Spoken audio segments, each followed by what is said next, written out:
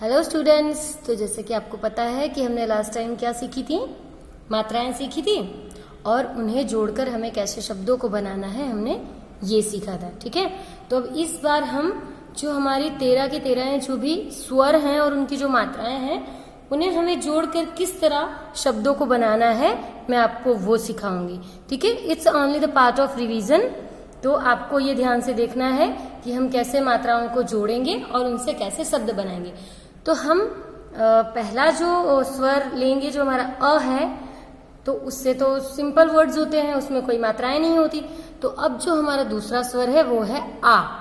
तो यहाँ पर आप जैसे कि देख सकते हैं कि ये लिखा हुआ है आ और ये है आ की मात्रा। तो अब हम यहाँ पर सीखेंगे आ की मात्रा को जोड़कर शब्द बनाना। ठीक है, तो देखिए आप यहाँ पर जैसे कि लिखा है क और इसमें हम जोड़ेंगे आ की मात्रा और फिर यहाँ पर दूसरा व्यंजन लिखा है न। ठीक है, अब हम इसे जोड़कर शब्द बनाएंगे। तो क में आ की मात्रा जुड़ने से वो हो जाएगा का। तो हम इसे क्या प्रोनाउंस करेंगे का और फिर लिखेंगे न। तो हम इसे अब पढ़ेंगे कान। ठीक है, अब हम ऐसे ही दूसरा शब्द लेते हैं। तो ये रहा हमारा व्यंजन ह। अब ह में हम आ की मात्रा जोड़ेंगे और फिर हम यहाँ पर दूसरा लिखेंगे व्यंजन थ। अब देखिए हम इसे कैसे जोड़ते हैं। तो ये है ह, इसमें आ की मात्रा जुड़ने से अब हम इसे प्रोनाउंस करेंगे हा और ये हो गया थ। तो हम इसे क्या पढ़ेंगे बच्चों, हाथ। ओके, तो इसी तरह आपको इन मात्राओं को जोड़कर पढ़ना सीखना है। ओके बच्चों, तो अब हम दूसरी मात्रा सीखेंगे, छोटी ई की मात्रा। तो आप यहाँ पर जैसे कि देख सकते हैं ये है ई से इमली और उसकी मात्रा है ऐसी एक स्टैंडिंग लाइन और उसके ऊपर से ऐसी मुड़ी हुई मात्रा। चलिए तो अब हम देखते हैं। चलो बच्चों, अब हम ई की मात्रा से जुड़े शब्दों को बनाना सीखते हैं। तो ई की मात्रा ऐसी होती है प्लस अब हम इसमें जोड़ेंगे व्यंजन स। ठीक है, यहां पर हम लिखेंगे ता और फिर लिखेंगे र। अब हम इन सारे शब्दों को जोड़ेंगे। तो सारे अक्षरों को जोड़ने से देखते हैं क्या शब्द बनता है। तो स में ई की मात्रा लगी तो सी हो गया, ये रहा ता और र। तो हम इसे क्या पढ़ेंगे, सितार। ठीक है बच्चों, चलिए अब और एक शब्द ऐसे ही लेंगे। तो ये है छोटी ई की मात्रा, इसमें हम जोड़ेंगे क, फिर हम इसमें जोड़ेंगे ता और फिर हम इसमें जोड़ेंगे ब। तो अब हम इसे जोड़कर देखते हैं कौन सा शब्द बनता है। तो क में ई की मात्रा लगेगी तो की, ता में आ की मात्रा जुड़ेगी तो हो जाएगा ता और ब। तो हम इसे पढ़ेंगे किताब। चलो बच्चों, तो अब हम बड़ी ई की मात्रा से जोड़कर शब्द बनाएंगे।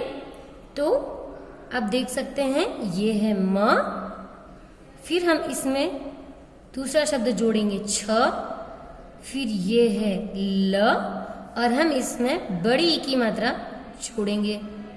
तो ये हो गया मछली। इसे हम क्या पढ़ेंगे, मछली। अब इसी तरह और एक शब्द बनाएंगे। तो ये है ब जैसे कि आप पढ़ सकते हैं, फिर ये है क, फिर इसमें हम जोड़ेंगे र और फिर जोड़ेंगे बड़ी की मात्रा। तो ये हो गया बकरी। ठीक है बच्चों, तो हमने 3 मात्राएं सीख ली, आ की मात्रा, छोटी ई की मात्रा और बड़ी ई की मात्रा। चलिए बच्चों, तो आगे अब हम ऊ की मात्रा देखेंगे।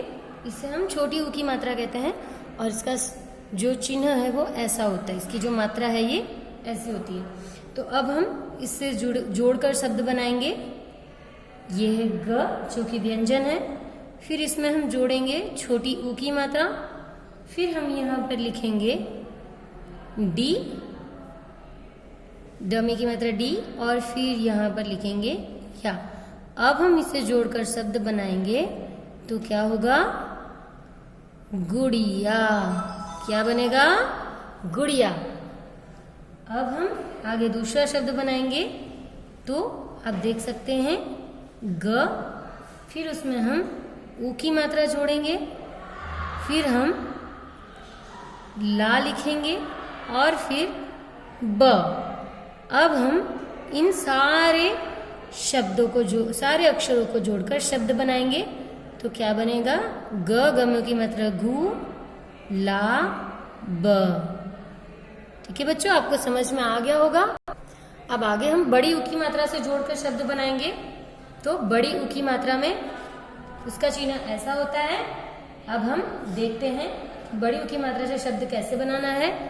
तो आप देख सकते हैं ये है म, फिर हम लिखेंगे य, इसमें बड़ी ऊ की मात्रा जोड़ेंगे और फिर हम र लिखेंगे तो ये बन जाएगा म यू र, मयूर।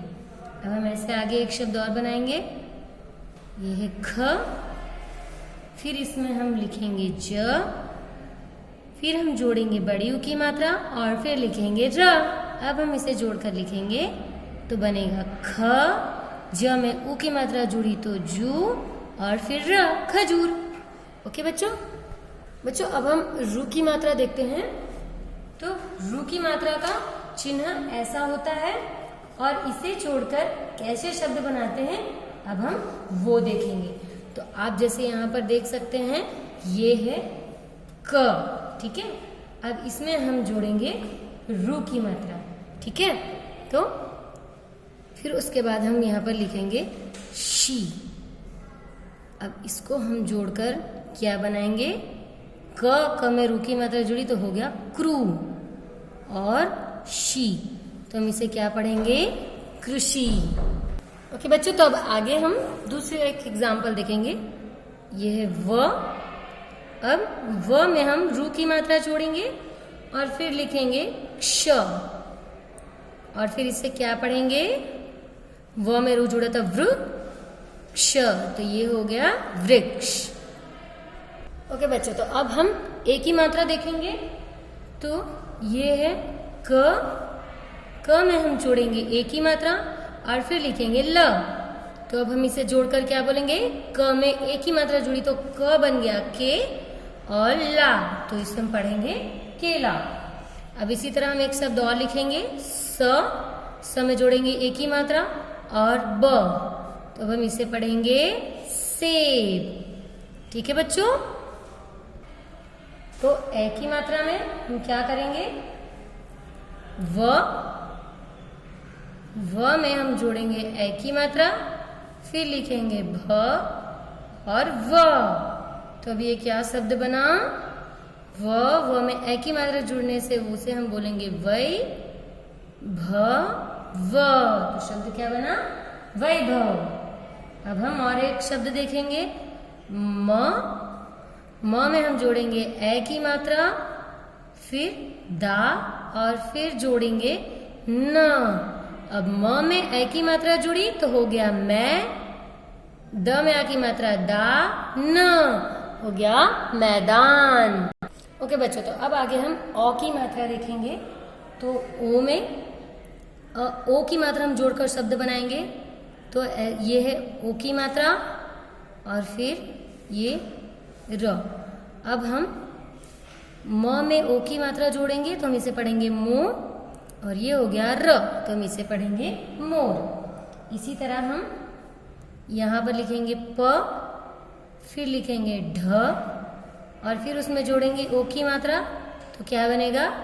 प और ढ में ओ की मात्रा जुड़ने से हम इसे पढ़ेंगे ढो, तो हो गया पढ़ो। ओके बच्चों, तो अब हम ओ की मात्रा सीखेंगे।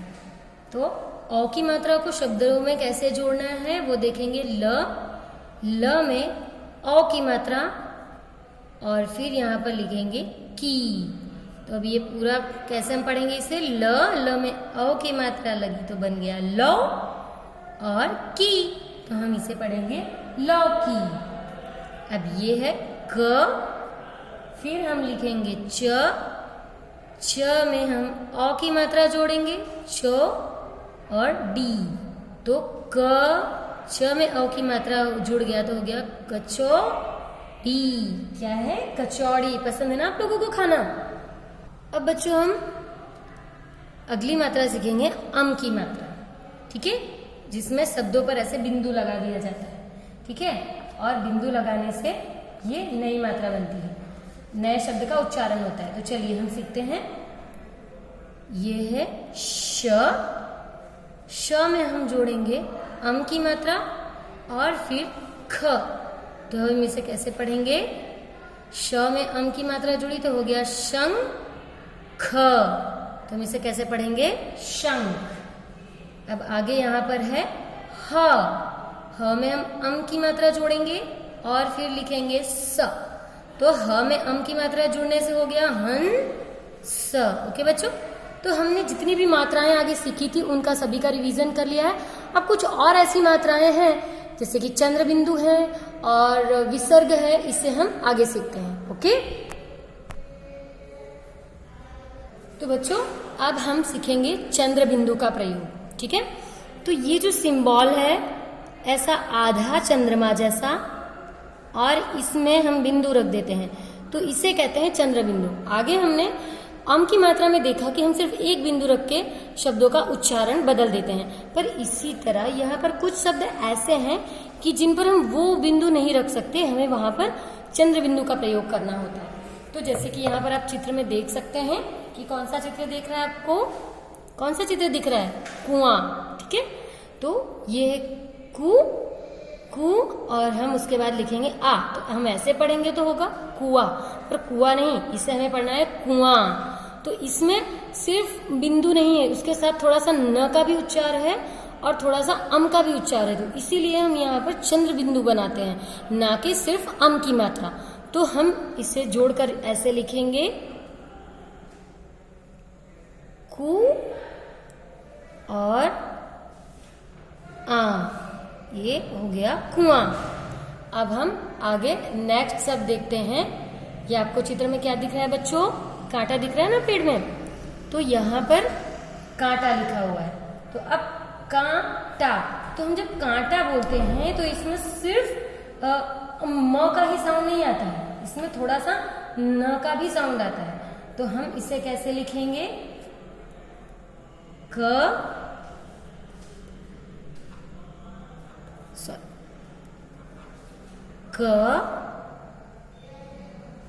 आ की मात्रा का, ऊपर चंद्र बिंदु का, टा। इसे हम कैसे पढ़ेंगे? कांटा। अब आगे हम नेक्स्ट पिक्चर देखेंगे चांद। तो चांद में हम चा में चंद्र बिंदु लगाएंगे, चांद, इसे हम पढ़ेंगे चांद। आगे का चित्र आप देख सकते हो, इसमें क्या दिख रहा है? इस चित्र में इस आदमी की बड़ी बड़ी मूंछें दिख रही है ना, मूंछ। तो हम इसे मूंछ को कैसे लिखेंगे?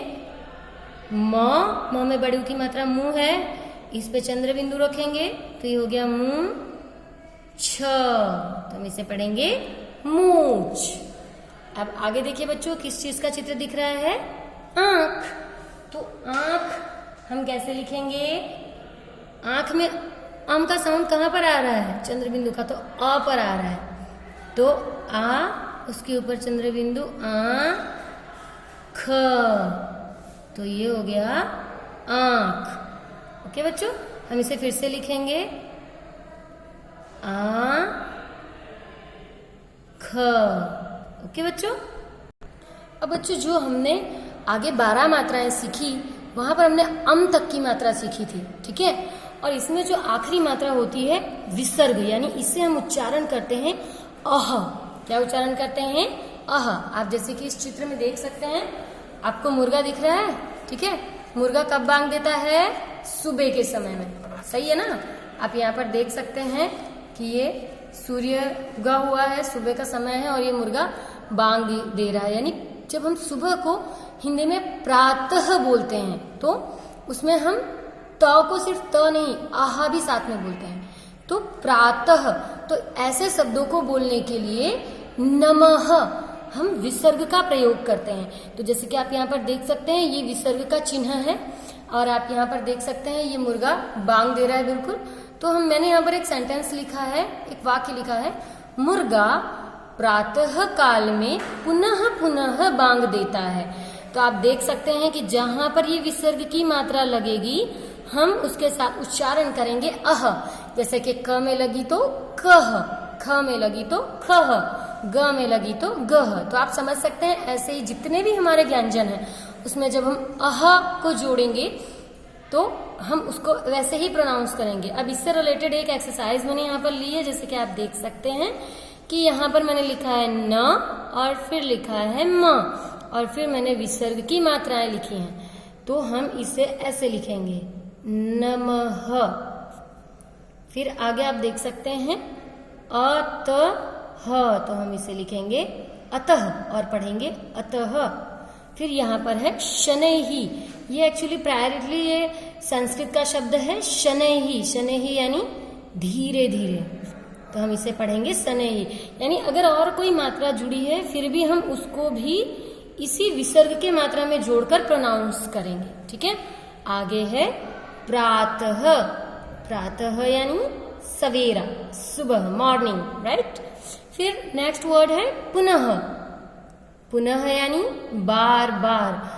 तो हमने जो वाक्य भी पढ़ा, मुर्गा प्रातः काल में पुनः पुनः बांग देता है, यानी मुर्गा सुबह बार बार शोर करके यानी बांग दे देकर, आवाज दे देकर लोगों को उठाता है।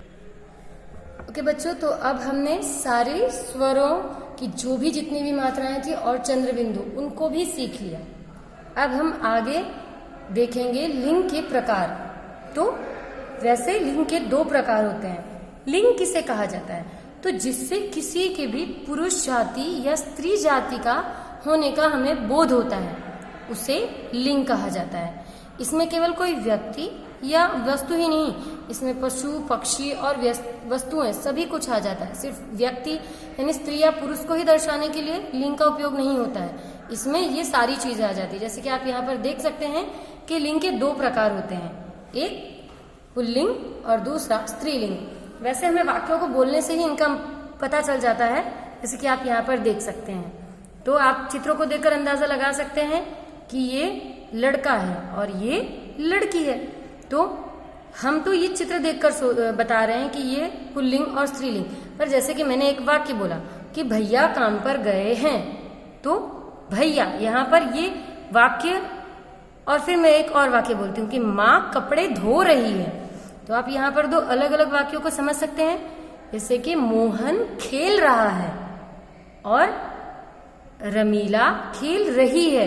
तो आप समझ सकते हैं कि पुल्लिंग और स्त्रीलिंग में क्या फर्क होता है। यानी जिन शब्दों से हमें पुरुष जाति का बोध होता है वो होता है पुल्लिंग, और जिन शब्दों से हमें स्त्रीलिंग की जाति का यानी स्त्री जाति का बोध होता है उसे कहते हैं स्त्रीलिंग। अब जैसे कि उदाहरण के तौर पर पिता, राजा, घोड़ा, बंदर, ये सारे जो शब्द हैं ये होते हैं पुल्लिंग। और स्त्रीलिंग की अगर हम बात करें तो जैसे कि लड़की, बकरी, ऐसे शब्द हैं जिनसे हमें स्त्री जाति का बोध होता है, तो उसे हम कहेंगे स्त्रीलिंग। ओके, तो आई थिंक सो आपको स्त्रीलिंग और पुल्लिंग का फर्क पता चल गया होगा। तो अब हम आगे बढ़ते हैं। अब बच्चों हम इससे रिलेटेड एक्सरसाइज करेंगे कि कोई पुल्लिंग शब्द को स्त्रीलिंग में कैसे बनाना है। तो जैसे कि आप यहाँ पर देख सकते हैं लड़का, तो लड़का को अगर हम स्त्रीलिंग में करें तो लड़की, पिता तो माता, दादा दादी, नर नारी, राजा रानी, घोड़ा घोड़ी, सुंदर तो सुंदरी। तो आप समझ सकते हैं कि पुल्लिंग को स्त्रीलिंग में किस तरह परिवर्तित कर। ओके बच्चों, तो अब हम नेक्स्ट टॉपिक सीखेंगे जिसका नाम है वचन। वचन मतलब क्या होता है? यानी एक ऐसा शब्द जो हमें बोध दिलाता है कि मतलब में हमें किस प्रकार कौन सी वस्तु मतलब में उसकी संख्या क्या है, वो ज्यादा है या कम है। जैसे कि आप यहाँ पर देख सकते हैं कि वचन के दो प्रकार दिए गए हैं, एक वचन और बहुवचन। अगर एक लड़की है तो हम उसे कहेंगे लड़की, पर अगर एक से ज्यादा लड़कियां हैं तो हम उसे कहेंगे लड़कियां, दो लड़कियां। जैसे कि आप यहाँ पर देख सकते हैं, यहाँ पर चित्र में एक तितली है तो उसे हम कहेंगे तितली, पर यहाँ पर 3 तितलियां हैं तो तितली का क्या बन जाएगा, तितलियां। फिर यहाँ पर आप जैसे कि देख सकते हैं चिड़िया, और यहाँ पर एक चिड़िया है लेकिन यहाँ पर तो ढेर सारी चिड़िया, 4 चिड़िया हैं तो ये चिड़िया हो जाएगा। यहाँ पर सिर्फ एक गुब्बारा है, आप देख सकते हैं यहाँ पर सिर्फ एक गुब्बारा है, और यहाँ पर एक से ज्यादा गुब्बारे हैं तो हम इसे क्या पढ़ेंगे, गुब्बारे। तो आप समझ गए कि ये जो वचन होता है ये क्या दर्शाता है कि उस वचन से हमें उसके रूप से पता चल जाता है कि संख्या का बोध होता है कि यहाँ पर एक चीज है या एक से ज्यादा है। तो आपको समझ में आ गया कि वचन के प्रकार कितने होते हैं, 2, एक वचन और बहुवचन। अब जैसे कि मैं उदाहरण के तौर पर आपसे कहूं कि मोहन के पास एक बिल्ली है, और मैं ये कहूं कि रोहन के पास 5 बिल्लियां हैं, तो यहाँ पर आपको इस वाक्य से बिल्लियों की संख्या समझ में आ रही है। तो अब हम इसी तौर पर एक अभ्यास कर लेते हैं ताकि आपको इसका और उदाहरण समझ में आ जाए। जैसे कि यहाँ पर देख सकते हैं आप लड़की, ठीक है।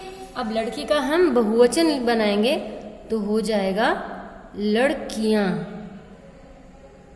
ठीक है। फिर उसके बाद है तितली, तो तितली का क्या हो जाएगा, तितलियां। फिर उसके बाद है चिड़िया, तो चिड़िया का क्या हो जाएगा, चिड़िया। चंद्र बिंदु का प्रयोग हम करेंगे। गुब्बारा का क्या हो जाएगा, गुब्बारे।